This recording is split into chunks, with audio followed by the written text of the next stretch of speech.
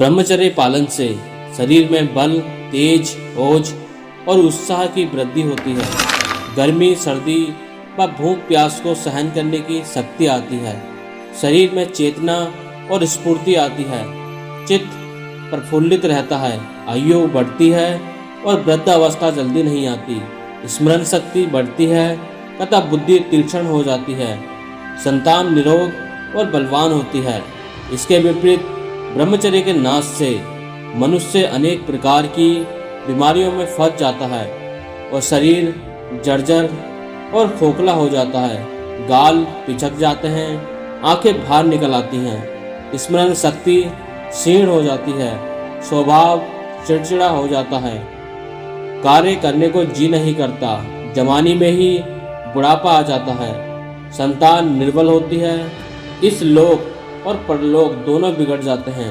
अतः प्रत्येक उन्नति के इच्छुक व्यक्ति को ब्रह्मचर्य का पालन करना चाहिए, क्योंकि ब्रह्मचर्य ही जीवन और वीरनाशी मृत्यु है। जो आज है और कल नष्ट हो जाएगा, वह तो यथार्थ में सुख ही नहीं है, परंतु यदि उसको किसी अंश में सुख माने भी तो वह अत्यंत ही तुच्छ या व्यर्थ समान है।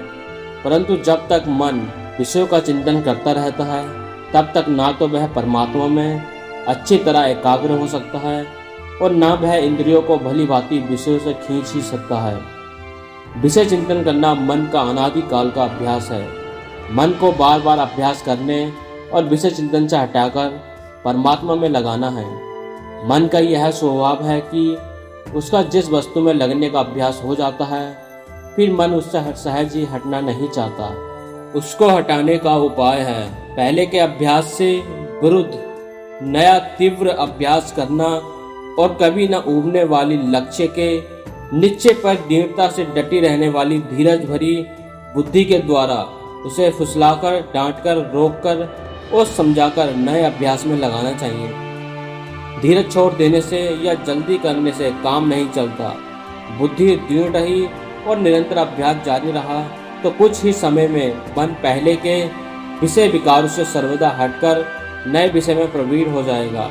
फिर इससे यह वैसे ही नहीं हटेगा जैसे अभी उससे नहीं हटता है। जैसे छोटा बच्चा हाथ में कैंची या चाकू पकड़ लेता है, तब माता जैसे समझा बुझाकर और आवश्यक होने पर डांट टपट कर भी धीरे धीरे उसके हाथ से चाकू या कैंची छीन लेती है, वैसे ही विवेक और वैराग्य से युक्त बुद्धि के द्वारा मन को सांसारिक भोगों की अनियमितता और क्षणभंगुरता समझाकर विषय चिंतन से सर्वदा रहित कर देना चाहिए। जब तक मन विषय चिंतन का सर्वदा त्याग न कर दे, तब तक साधक को चाहिए कि प्रतिदिन आसन पर बैठकर पहले इंद्रियों को बाह्य विषयों से रोके, पीछे बुद्धि के द्वारा मन को विषय चिंतन से रहित करने की चेष्टा करे और इसी के साथ साथ धैर्यवती बुद्धि के द्वारा उसे परमात्मा में स्थित करता रहे।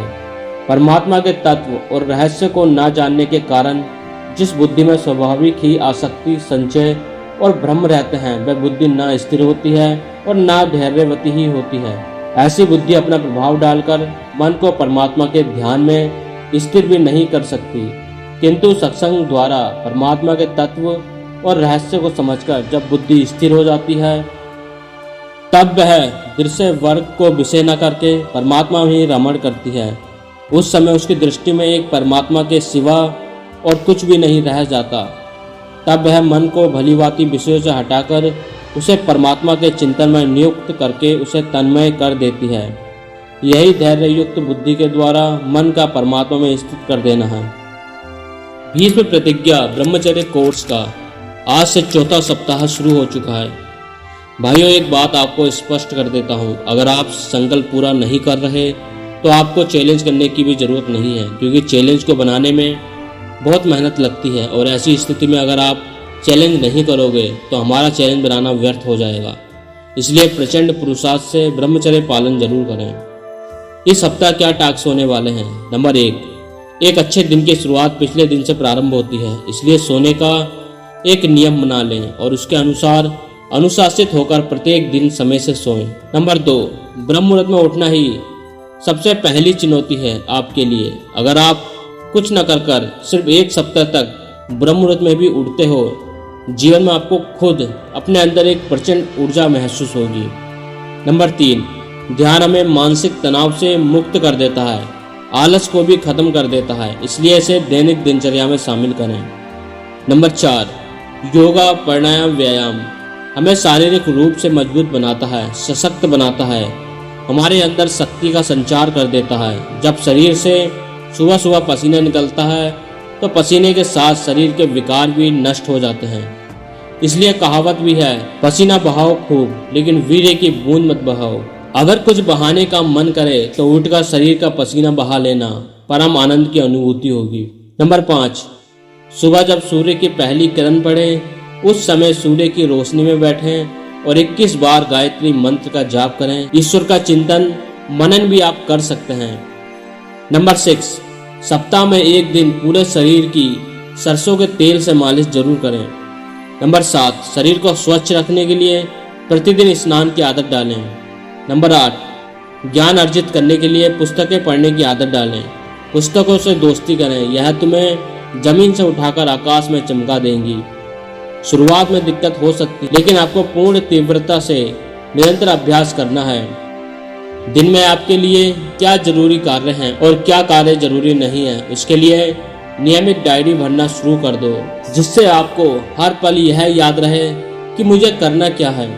नंबर 10, संध्या के समय ईश्वर का चिंतन करें और कुछ अफर्मेशन बोलें, जैसे मैं शक्तिशाली बलवान हूँ, मैं ब्रह्मचारी हूँ और प्रचंड शक्ति का अनुभव मैं कर पा रहा हूँ, मैं खुश हूँ और प्रकृति द्वारा अद्भुत खुशी मुझे मिल रही है, मैं निर्भय हूँ, ईश्वर ने मुझे सब कुछ दिया है, मेरे पास अब किसी भी चीज़ की कोई कमी नहीं है।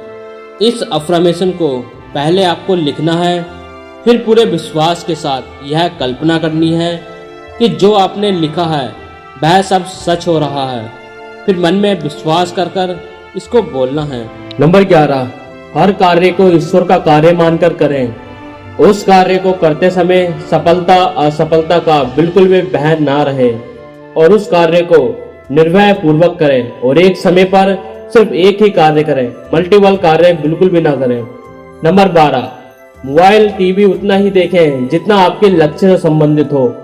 ऐसी चीज ना देखें जो आपका समय बर्बाद करे, आपको वासना की ओर ढकेले। नंबर 13, इंटरनेट का इस्तेमाल सिर्फ अपने कार्य के लिए ही करें, कार्य पूरा होने के बाद तुरंत इंटरनेट से वापस आ जाएं। नंबर 14, पूरा सप्ताह बाहर का अनहेल्दी भोजन ना करें और पैकेट बंद चीजें ना खाएं। नंबर 15, नींबू पानी दही लस्सी का उपयोग दोपहर के भोजन में कर सकते हैं। नंबर 16, सुबह ड्राई फ्रूट या फलों का रस या मौसमी फल खा सकते हैं। नंबर 17, रात का भोजन बहुत ही कम करें और सोने के लगभग 3 घंटे पहले ही भोजन कर लें। नंबर 18, सप्ताह में एक दिन उपवास कर सकते हैं जिसमें अन्न ना खाएं, फल दूध आदि ले सकते हैं। नंबर 19, सप्ताह में एक दिन उबली हुई सब्जियां खाएं। नंबर 20, लहसुन प्याज नहीं लें। नंबर 21, मैदा से बने पदार्थ बहुत ही सीमित कर दें। आपका पद शुभ हो ऐसी ईश्वर से प्रार्थना करते हैं। परिवर्तन अब दूर नहीं।